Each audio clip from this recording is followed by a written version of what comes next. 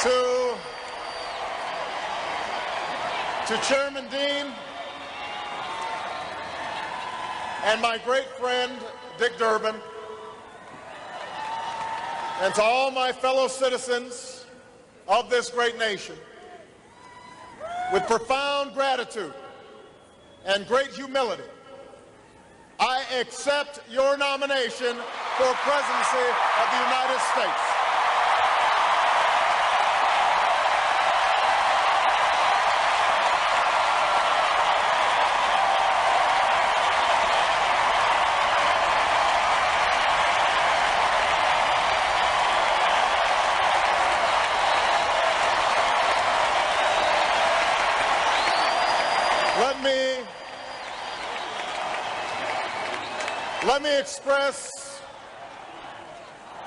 Let me express my thanks to the historic slate of candidates who accompanied me on this journey, and especially the one who traveled the farthest, a champion for working Americans and an inspiration to my daughters and yours, Hillary Rodham Clinton.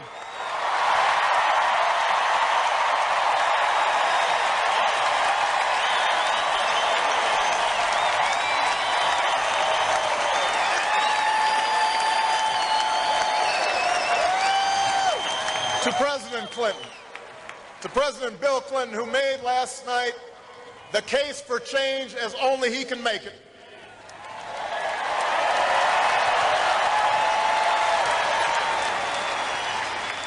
To Ted Kennedy, who embodies the spirit of service.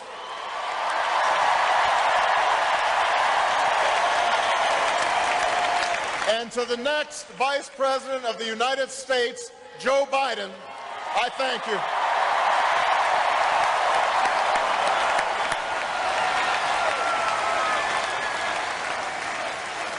I am grateful to finish this journey with one of the finest statesmen of our time, a man at ease with everyone from world leaders to the conductors on the Amtrak train he still takes home every night. To the love of my life, our next First Lady, Michelle Obama.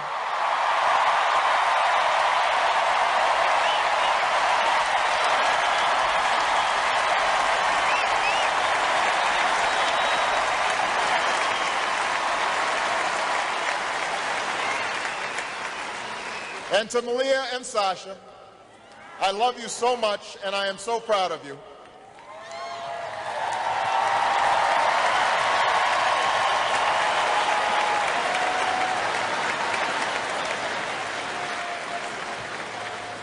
Years ago, I stood before you and told you my story of the brief union between a young man from Kenya and a young woman from Kansas who weren't well off or well known, but shared a belief that in America their son could achieve whatever he put his mind to. It is that promise that's always set this country apart, that through hard work and sacrifice, each of us can pursue our individual dreams, but still come together as one American family to ensure that the next generation can pursue their dreams as well.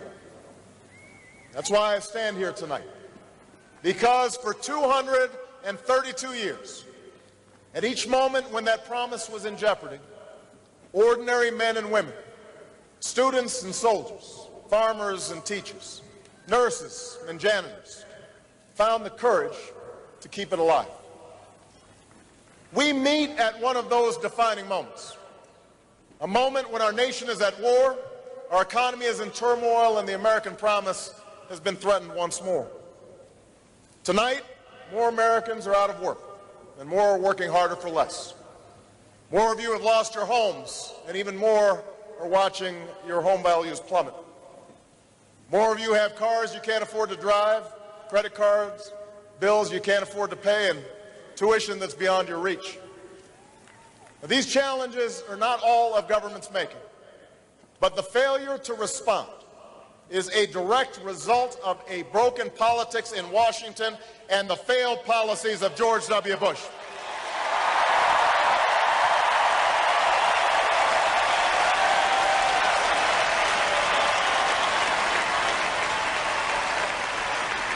America, we are better than these last 8 years. We are a better country than this. This country's more decent than one where a woman in Ohio on the brink of retirement finds herself one illness away from disaster after a lifetime of hard work. We're a better country than one where a man in Indiana has to pack up the equipment that he's worked on for 20 years and watches it shipped off to China, and then chokes up as he explains how he felt like a failure when he went home to tell his family the news. We are more compassionate than a government that lets veterans sleep on our streets and families slide into poverty, that sits on its hands while a major American city drowns before our eyes.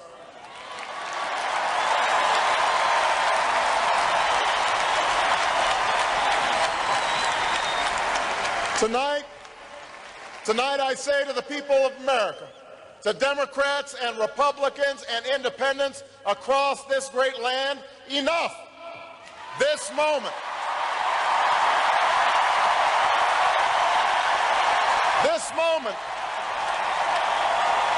this election is our chance to keep, in the 21st century, the American promise alive. Because next week in Minnesota, the same party that brought you 2 terms of George Bush and Dick Cheney will ask this country for a third. And we are here because we love this country too much to let the next 4 years look just like the last 8.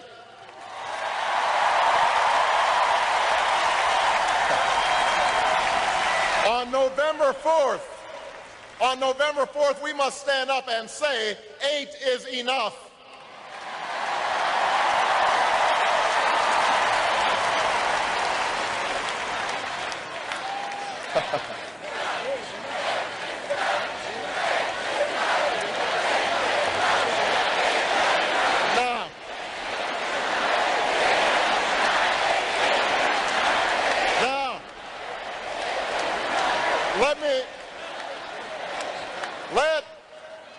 Let there be no doubt. The Republican nominee, John McCain, has worn the uniform of our country with bravery and distinction. And for that, we owe him our gratitude and our respect.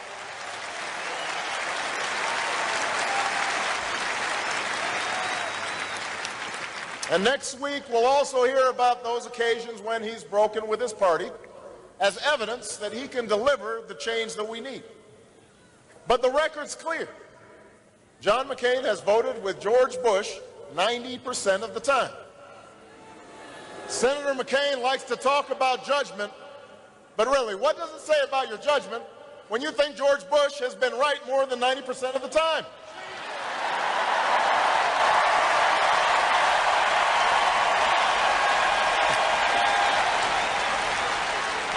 I don't know about you, but I'm not ready to take a 10% chance on change.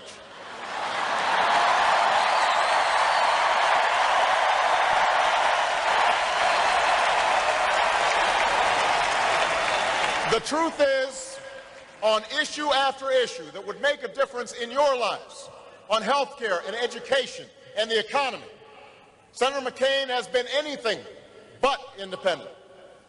He said that our economy has made great progress under this president. He said that the fundamentals of the economy are strong. And when one of his chief advisors, the man who wrote his economic plan, was talking about the anxieties that Americans are feeling, he said that we were just suffering from a mental recession and that we've become, and I quote, a nation of whiners.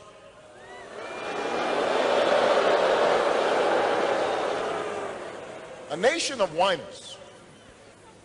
Tell that to the proud auto workers at a Michigan plant who, after they found out it was closing, kept showing up every day and working as hard as ever because they knew there were people who counted on the breaks that they made.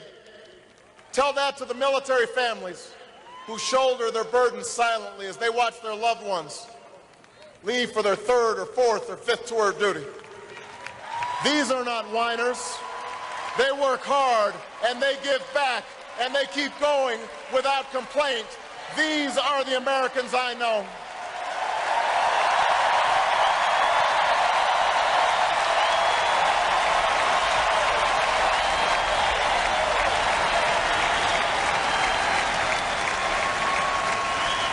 Now, I don't believe that Senator McCain doesn't care what's going on in the lives of Americans. I just think he doesn't know. Why else would he define middle class as someone making under $5 million a year? How else could he propose hundreds of billions in tax breaks for big corporations and oil companies, but not one penny of tax relief to more than 100 million Americans? How else could he offer a health care plan that would actually tax people's benefits? Or an education plan that would do nothing to help families pay for college? Or a plan that would privatize Social Security and gamble your retirement? It's not because John McCain doesn't care. It's because John McCain doesn't get it. For over 2 decades, he subscribed to that old discredited Republican philosophy. Give more and more to those with the most and hope that prosperity trickles down to everyone else. In Washington, they call this the ownership society. But what it really means is that you're on your own. Out of work? Tough luck. You're on your own. No health care? The market will fix it. You're on your own. Born into poverty? Pull yourself up by your own bootstraps. Even if you don't have boots, you are on your own.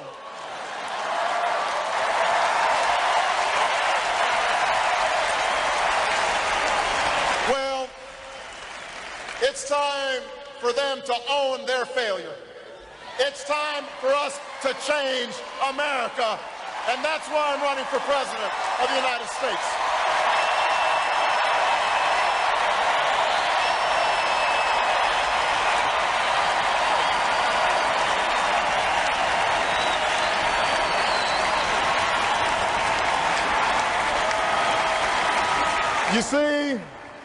You see, we Democrats have a very different measure of what constitutes progress in this country. We measure progress by how many people can find a job that pays the mortgage, whether you can put a little extra money away at the end of each month so you can someday watch your child receive her college diploma. We measure progress in the 23 million new jobs that were created when Bill Clinton was president. When the average American family saw its income go up $7,500 instead of go down $2,000 like it has under George Bush. We measure the strength of our economy not by the number of billionaires we have or the profits of the Fortune 500, but by whether someone with a good idea can take a risk and start a new business, or whether the waitress who lives on tips can take a day off and look after a sick kid without losing her job. An economy that honors the dignity of work. The fundamentals we use to measure economic strength are whether we are living up to that fundamental promise that has made this country great. A promise that is the only reason I am standing here tonight. Because in the faces of those young veterans who come back from Iraq and Afghanistan, I see my grandfather, who signed up after Pearl Harbor, marched in Patton's army, and was rewarded by a grateful nation with the chance to go to college on the GI Bill. In the face of that young student who sleeps just 3 hours before working the night shift, I think about my mom, who raised my sister and me on her own while she worked and earned her degree, who once turned to food stamps but was still able to send us to the best schools in the country with the help of student loans and scholarships.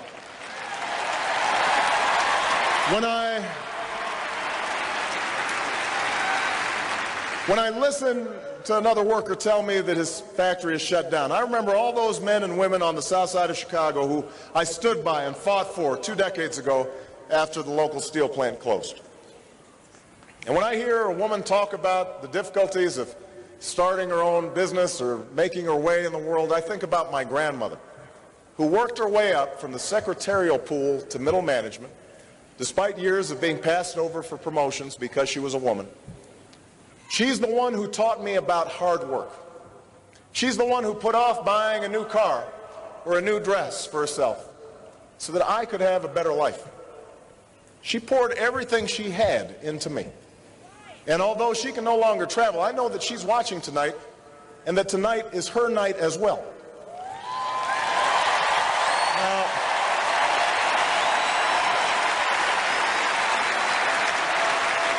Now, I don't know what kind of lives John McCain thinks that celebrities lead, but this has been mine. These are my heroes. Theirs are the stories that shaped my life. And it is on behalf of them that I intend to win this election and keep our promise alive as President of the United States.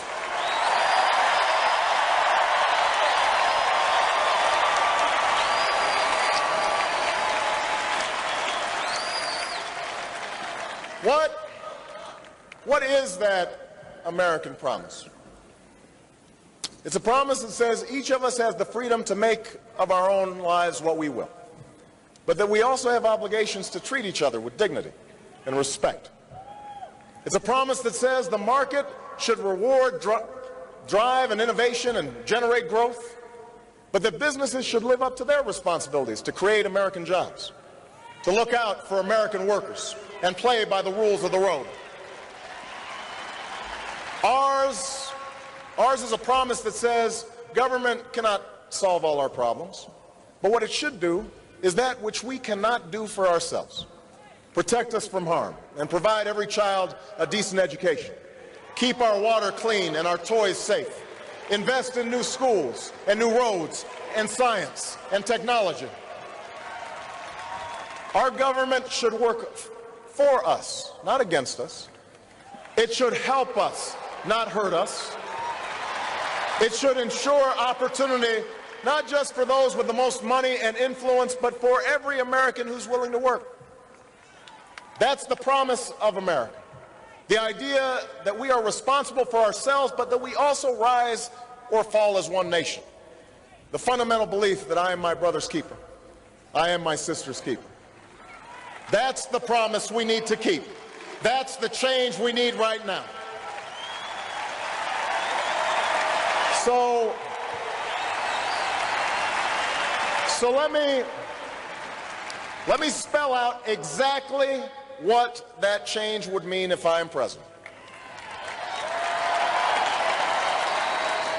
Change means a tax code that doesn't reward the lobbyists who wrote it, but the American workers and small businesses who deserve it. You know, unlike John McCain, I will stop giving tax breaks to companies that ship jobs overseas, and I will start giving them to companies that create good jobs right here in America.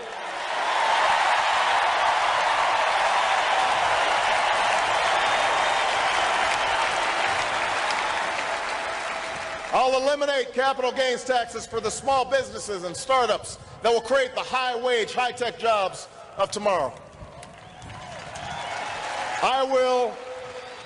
Listen now, I will cut taxes for 95% of all working families. Because in an economy like this, the last thing we should do is raise taxes on the middle class.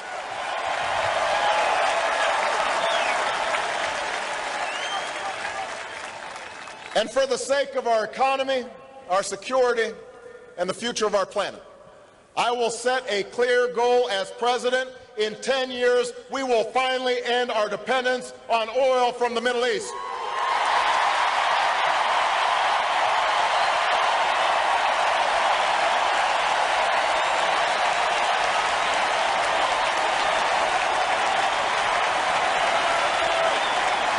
We will do this.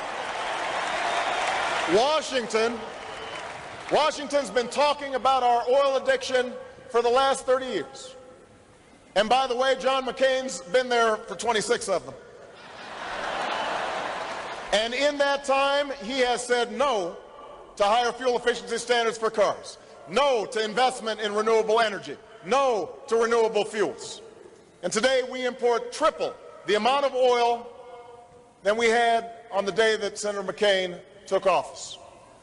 Now is the time to end this addiction and to understand that drilling is a stopgap measure, not a long-term solution, not even close.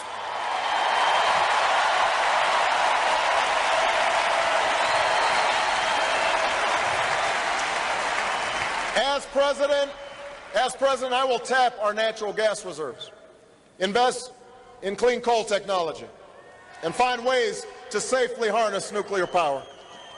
I'll help our auto companies retool so that the fuel-efficient cars of the future are built right here in America.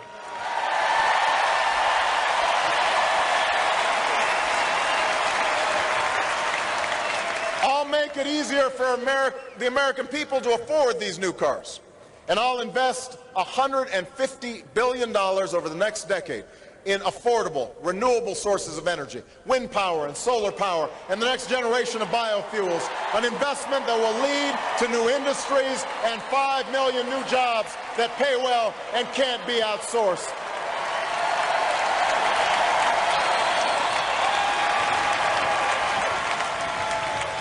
America, now is not the time for small plans. Now is the time to finally meet our moral obligation to provide every child a world-class education, because it will take nothing less to compete in the global economy. You know, Michelle and I are only here tonight because we were given a chance at an education. And I will not settle for an America where some kids don't have that chance.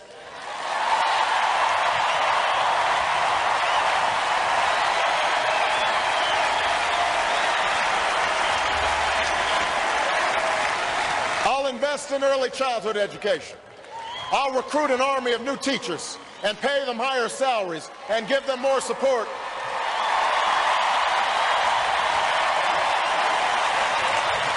And in exchange, I'll ask for higher standards and more accountability. And we will keep our promise to every young American. If you commit to serving your community or our country, we will make sure you can afford a college education.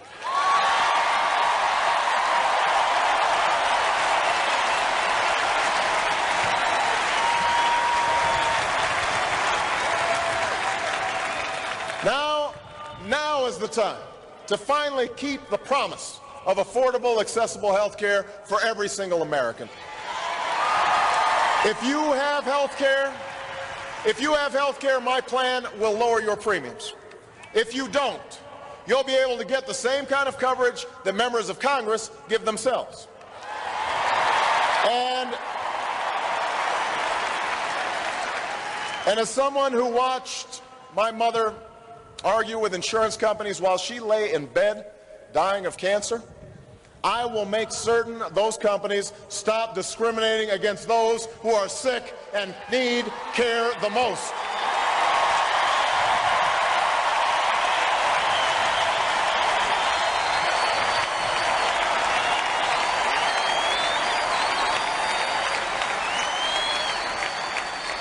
Now is the time to help families with paid sick days and better family leave, because nobody in America should have to choose between keeping their job and caring for a sick child or an ailing parent.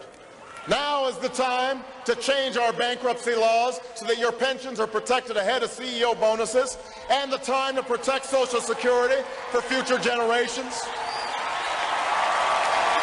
And now is the time to keep the promise of equal pay for an equal day's work, because I want my daughters to have the exact same opportunities as your sons.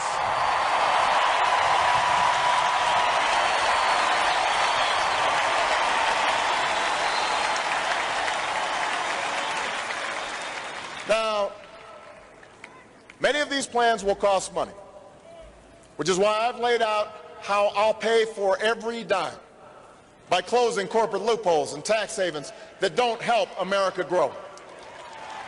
But I will also go through the federal budget line by line, eliminating programs that no longer work and making the ones we do need work better and cost less, because we cannot meet 21st century challenges with a 20th century bureaucracy.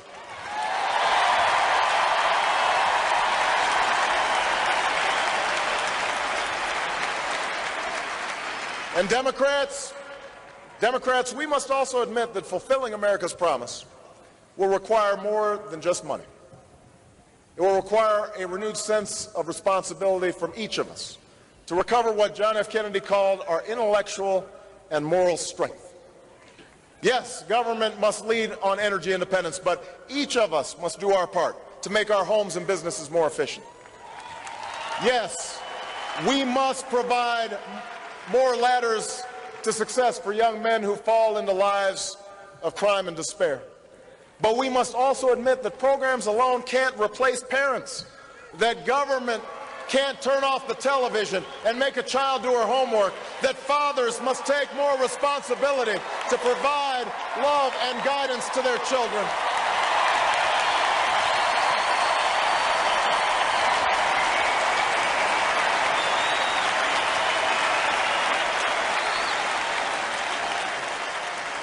Individual responsibility and mutual responsibility. That's the essence of America's promise. And just as we keep our promise to the next generation here at home, so must we keep America's promise abroad. If John McCain wants to have a debate about who has the temperament and judgment to serve as the next commander-in-chief, that's a debate I'm ready to have.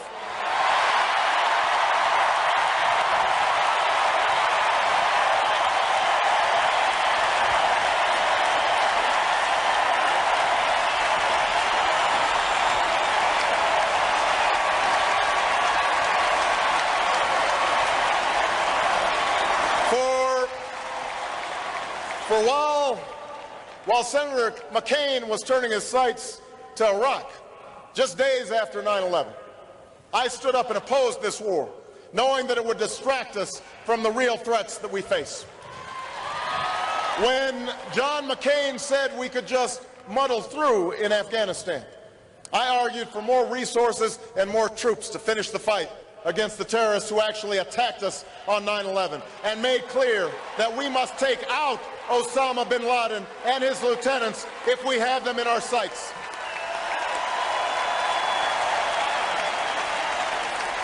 You know, John McCain likes to say that he'll follow bin Laden to the gates of hell, but he won't even follow him to the cave where he lives.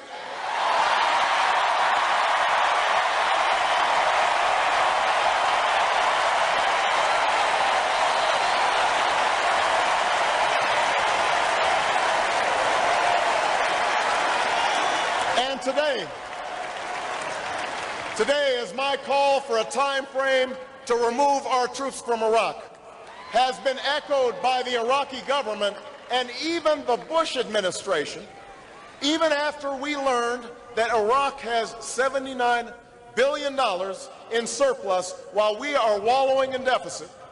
John McCain stands alone in his stubborn refusal to end a misguided war.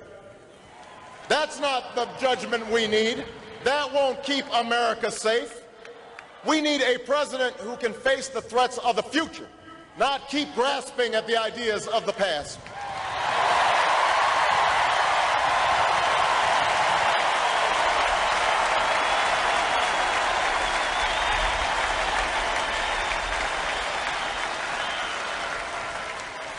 You don't defeat a terrorist network that operates in 80 countries by occupying Iraq.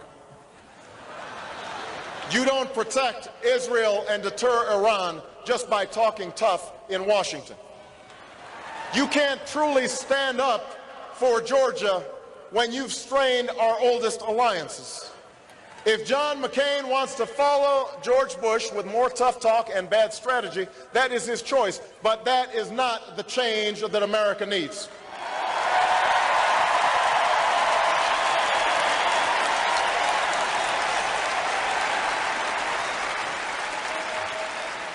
We are the party of Roosevelt. We are the party of Kennedy. So don't tell me that Democrats won't defend this country. Don't tell me that Democrats won't keep us safe. The Bush-McCain foreign policy has squandered the legacy that generations of Americans, Democrats and Republicans, have built, and we are here to restore that legacy.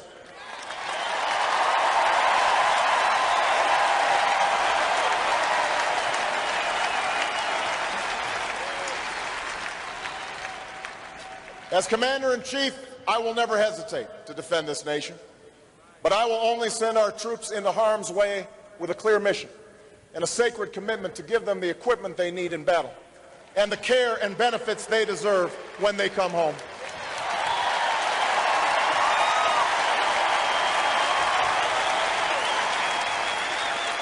I will end this war in Iraq responsibly and finish the fight against al-Qaeda and the Taliban in Afghanistan. I will rebuild our military to meet future conflicts, but I will also renew the tough, direct diplomacy that can prevent Iran from obtaining nuclear weapons and curb Russian aggression.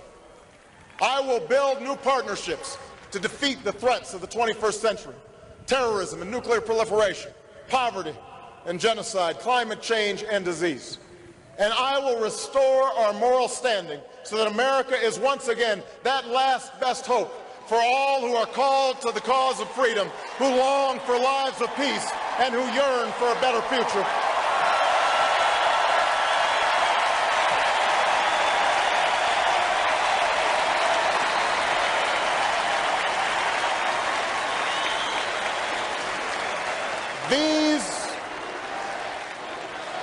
These are the policies I will pursue. And in the weeks ahead, I look forward to debating them with John McCain. But what I will not do is suggest that the senator takes his positions for political purposes. Because one of the things that we have to change in our politics is the idea that people cannot disagree without challenging each other's character and each other's patriotism.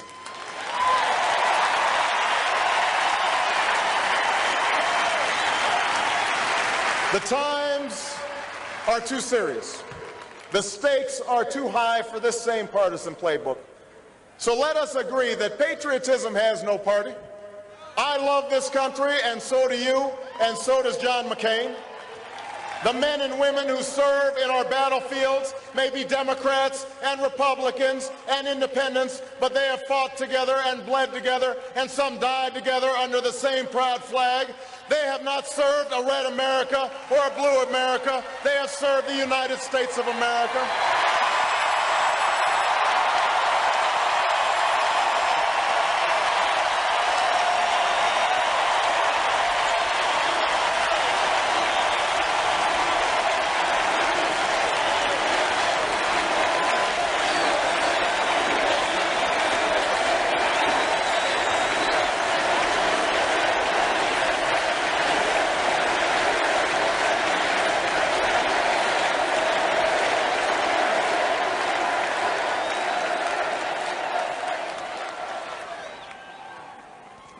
So I've got news for you, John McCain.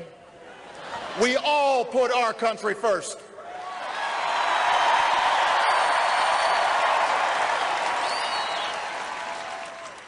America, our work will not be easy. The challenges we face require tough choices. And Democrats, as well as Republicans, will need to cast off the worn-out ideas and politics of the past. For part of what has been lost these past 8 years can't just be measured by lost wages or bigger trade deficits. What has also been lost is our sense of common purpose. And that's what we have to restore.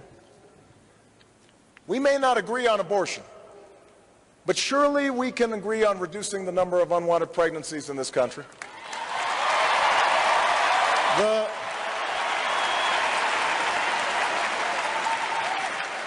The reality of gun ownership may be different for hunters in rural Ohio than they are for those plagued by gang violence in Cleveland, but don't tell me we can't uphold the Second Amendment while keeping AK-47s out of the hands of criminals.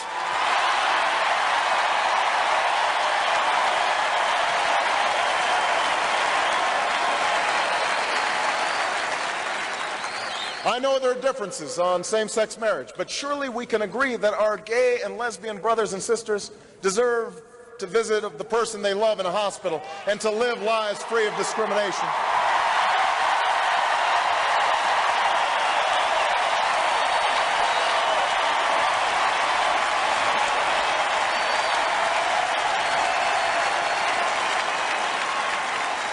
You know, passions may fly on immigration, but I don't know anyone who benefits when a mother is separated from her infant child, or an employer undercuts American wages by hiring illegal workers. Now, this too is part of America's promise, the promise of a democracy where we can find the strength and grace to bridge divides and unite in common effort. Now, I know there are those who dismiss such beliefs as happy talk. They claim that our insistence on something larger, something firmer and more honest in our public life is just a Trojan horse for higher taxes and the abandonment of traditional values. And that's to be expected, because if you don't have any fresh ideas, then you use stale tactics to scare voters. If you don't have a record to run on, then you paint your opponent as someone people should run from. You make a big election about small things. And you know what? It's worked before, because it feeds into the cynicism we all have about government. When Washington doesn't work, all its promises seem empty. If your hopes have been dashed again and again, then it's best to stop hoping and settle for what you already know. I get it. I realize that I'm not the likeliest candidate for this office. I don't fit the typical pedigree, and I haven't spent my career in the halls of Washington. But I stand before you tonight because all across America, something is stirring. What the naysayers don't understand is that this election has never been about me. It's about you.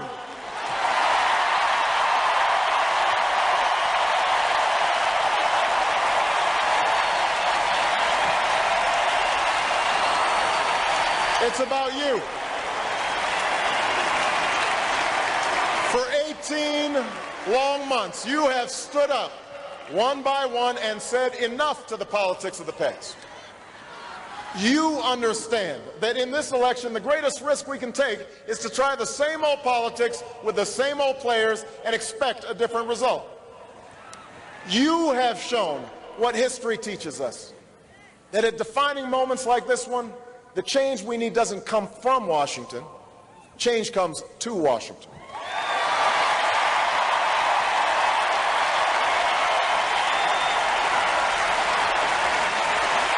Change happens. Change happens because the American people demand it, because they rise up and insist on new ideas and new leadership, a new politics for a new time. America, this is one of those moments.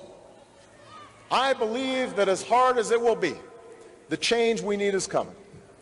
Because I've seen it. Because I've lived it. Because I've seen it in Illinois when we provided health care to more children and moved more families from welfare to work. I've seen it in Washington, where we worked across party lines to open up government and hold lobbyists more accountable, to give better care for our veterans and keep nuclear weapons out of the hands of terrorists. And I've seen it in this campaign, in the young people who voted for the first time, and the young at heart, those who got involved again after a very long time, in the Republicans who never thought they'd pick up a Democratic ballot, but did. I've seen it in the workers who would rather cut their hours back a day, even though they can't afford it, than see their friends lose their jobs. In the soldiers who re-enlist after losing a limb. In the good neighbors who take a stranger in when a hurricane strikes and the floodwaters rise. You know, this country of ours has more wealth than any nation, but that's not what makes us rich. We have the most powerful military on earth, but that's not what makes us strong.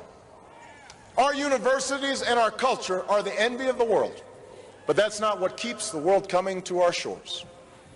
Instead, it is that American spirit, that American promise, that pushes us forward, even when the path is uncertain, that binds us together in spite of our differences, that makes us fix our eye not on what is seen, but what is unseen, that better place around the bend.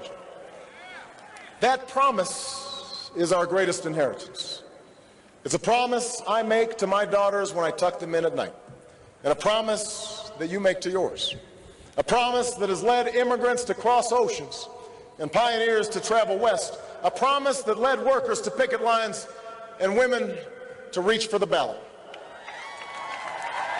And it is that promise that 45 years ago today brought Americans from every corner of this land to stand together on a mall in Washington before Lincoln's memorial and hear a young preacher from Georgia speak of his dream.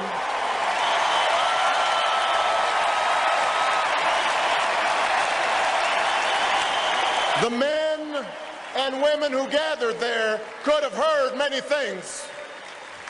They could have heard words of anger and discord. They could have been told to succumb to the fear and frustrations of so many dreams deferred.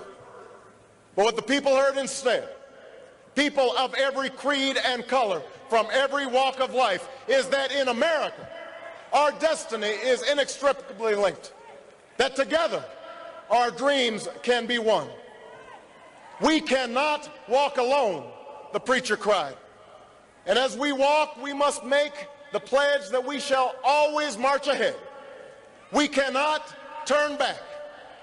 America, we cannot turn back. Not with so much work to be done, not with so many children to educate and so many veterans to care for, not with an economy to fix and cities to rebuild and farms to save, not with so many families to protect and so many lives to mend. America, we cannot turn back. We cannot walk alone. At this moment, in this election, we must pledge once more to march into the future. Let us keep that promise, that American promise, and in the words of Scripture, hold firmly, without wavering, to the hope that we confess. Thank you. God bless you. And God bless the United States of America.